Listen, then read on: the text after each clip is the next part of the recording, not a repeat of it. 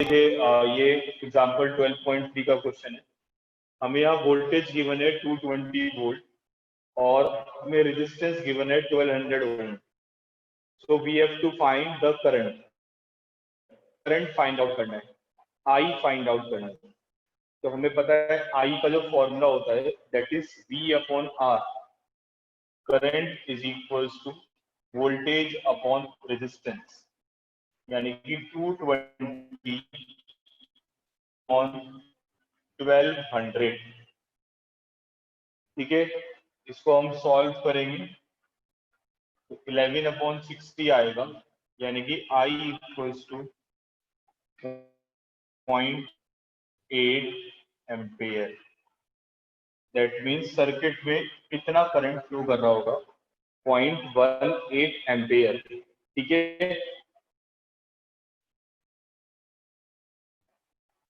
अब दूसरा पार्ट दे रखा है। दूसरे पार्ट में हमें वोल्टेज गिवन है कितना, 220 वोल्ट, और हमें रेजिस्टेंस गिवन है 100 ओम, और हमें अगेन करंट फाइंड आउट करना है। तो आई इक्वल्स टू, हम अगेन क्या यूज करेंगे, V अपॉन R। तो हमें I की वैल्यू दे रखी है कितना, V की वैल्यू दे रखी है 220, R हमें गिवन है 100, तो I will come out to be 2.2 ampere. तो ये हमारे पास दोनों क्वेश्चनों का आंसर आ गया।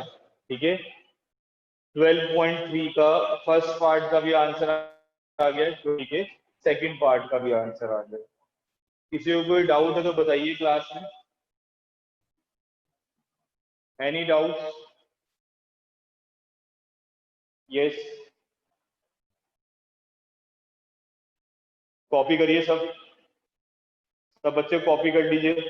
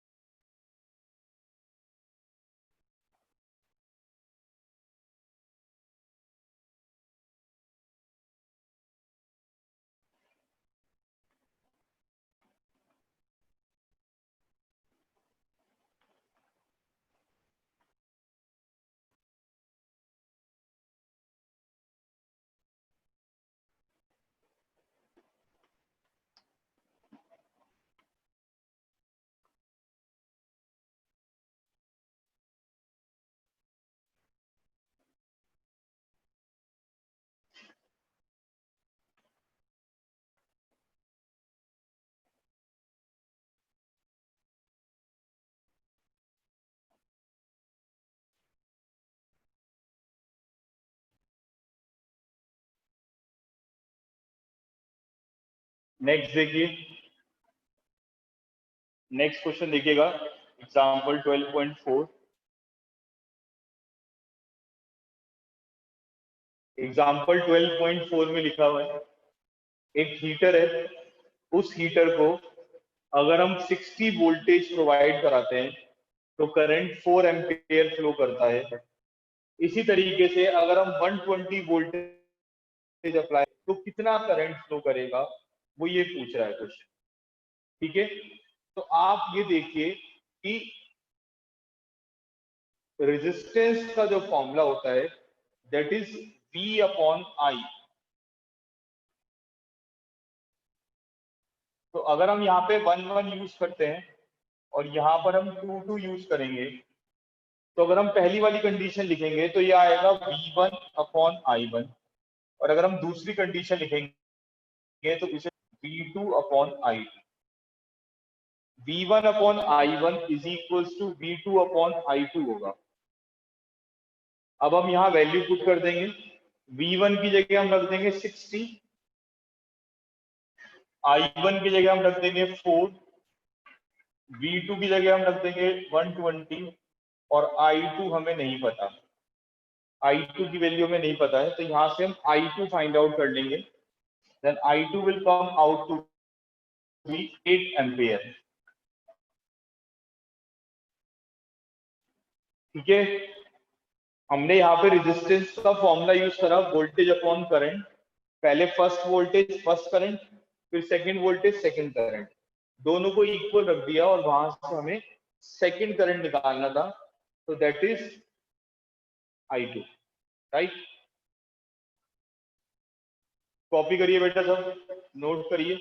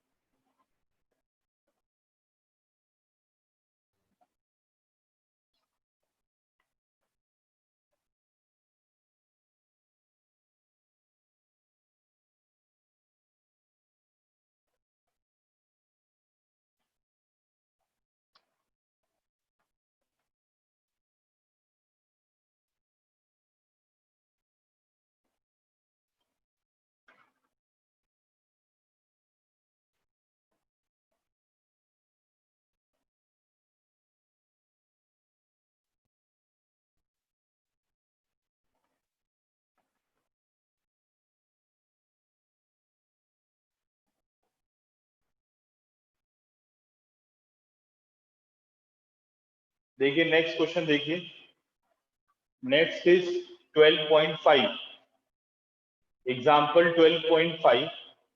इस क्वेश्चन में लिखा हुआ है the length of the wire is 1 metre and have a resistance 26 ohm and the diameter is 0.3 millimeter. We have to find the resistivity. हमें resistivity find out करनी है। ये एनसीईआरटी के क्वेश्चन डिस्कस हो रहे हैं आपके सामने।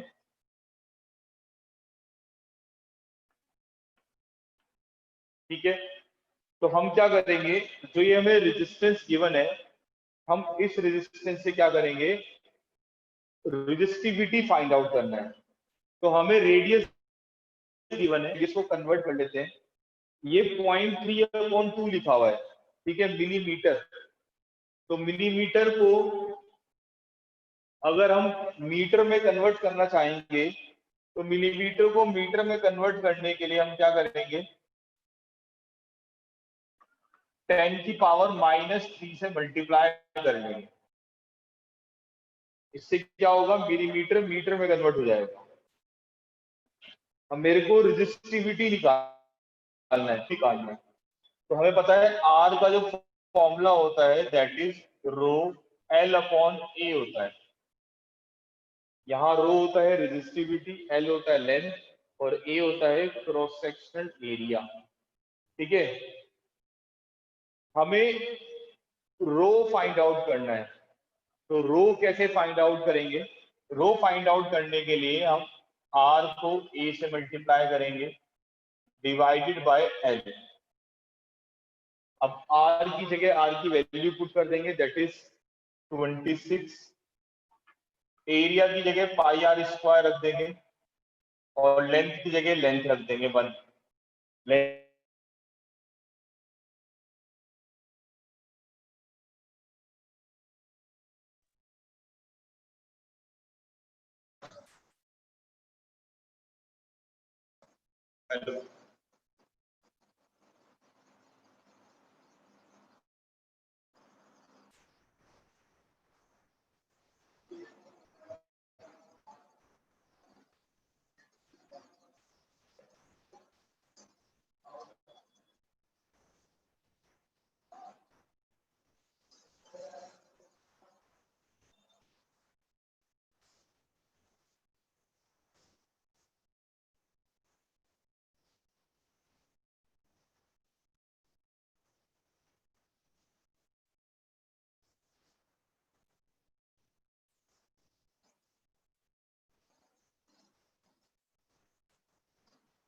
चलिए देखिए सामने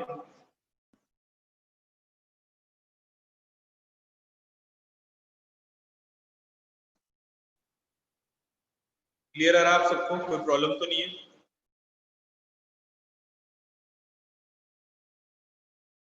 तो हम यहाँ पे वैल्यू पुट करेंगे, पाई की जगह हम 3.14 रखेंगे, आर की जगह आर की वैल्यू पुट करेंगे, तो यहाँ पे आएगा rho equal to 56 into 3.14 multiplied by 0.3 into 0.3 upon 4 into 10 to the power minus 6। ठीक है, क्या हुआ, क्लियर नहीं आ रहा?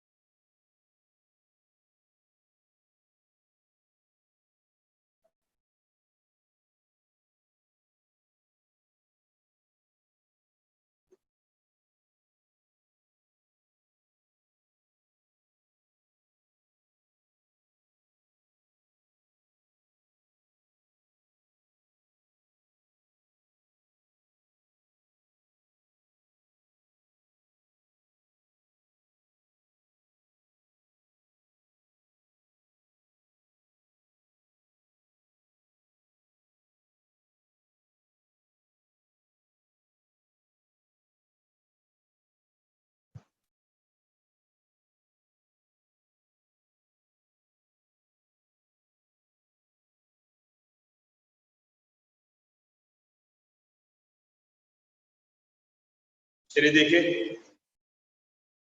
यहां पर हम इसको सॉल्व करेंगे, ठीक है, ये 2 टाइम्स ये कट आ जाएगा, ये 2 टाइम्स ये 1.57 आ जाएगा, 30 1.57 into 0.09 इनको हम मल्टीप्लाई करेंगे, इससे हमें रेजिस्टिविटी मिल जाएगी, और रेजिस्टिविटी की वैल्यू आएगी मीटर, उसकी यूनिट आएगी दैट इज ओम मीटर। ठीक है,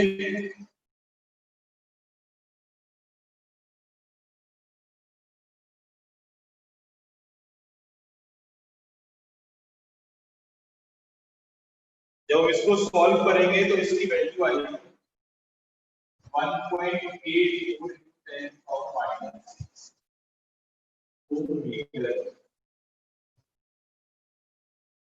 राइट, करिए, कॉपी करिए।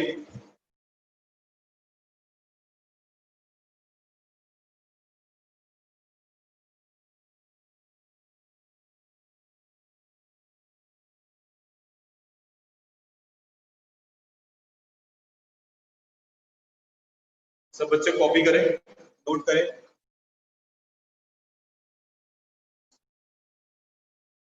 बेटा भी आप एनसीईआरटी कर लो।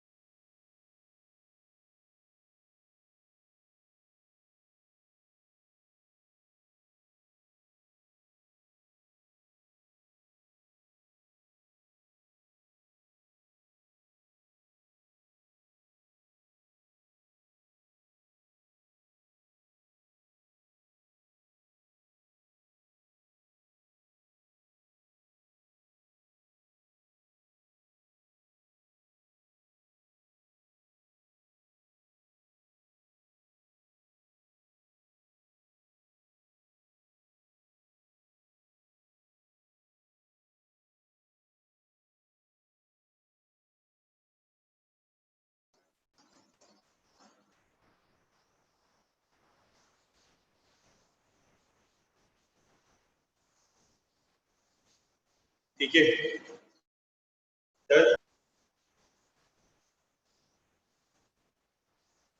U means energy.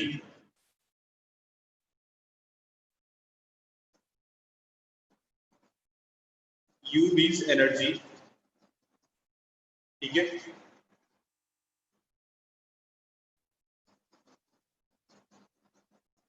सबने कर लिया कॉपी?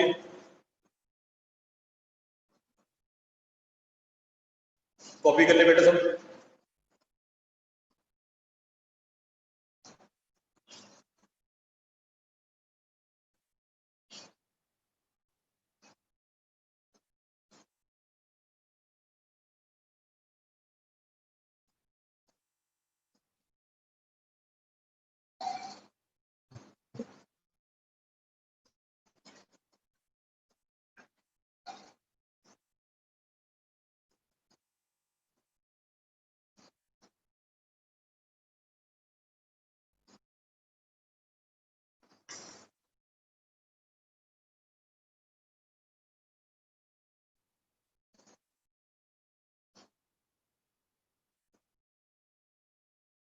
चलिए नेक्स्ट क्वेश्चन देखते हैं। Example 12.6, right. एग्जाम्पल 12.6, इसमें लिखा हुआ है कि हमारे पास एक वायर है, उस वायर की लेंथ L है और क्रॉस सेक्शन एरिया A है और उसका रेजिस्टेंस 4 ओम है। ठीक है, हमें रेजिस्टेंस कितना गिवन है? 4 ओम गिवन है, लेंथ L गिवन है और एरिया A गिवन है, राइट। तो हम R को क्या लिख सकते हैं? तो L upon A is equal to 4। This is equation first. ठीक है, अब वही बोल रहा है कि अगर हम लेंथ को आधा कर देंगे और एरिया को डबल कर देंगे तो what will be the resistance? तब क्या होगा?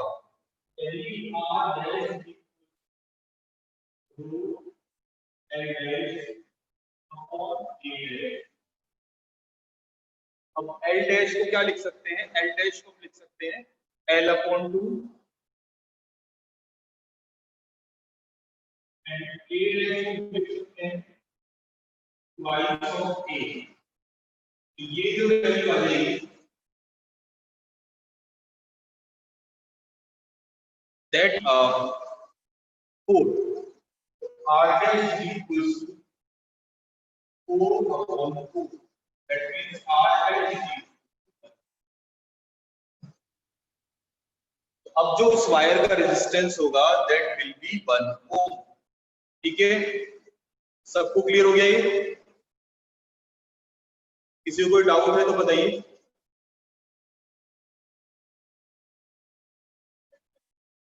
Any doubt? कॉपी करिए बेटा सब अपनी अपनी कॉपी पे लिखिए। हमें यहाँ पे लेंथ L दे रखा है, क्रॉस सेक्शन एरिया दे रखा है A, तो रेजिस्टेंस 4 ओम दे रखा है। अब वो कह रहे हैं कि अगर लेंथ को आधा कर दें और एरिया को डबल कर दें तो रेजिस्टेंस पे क्या इफेक्ट पड़ेगा? What will be the new resistance? Length half हो एरिया डबल हो जाएगा, L/2 एरिया 2।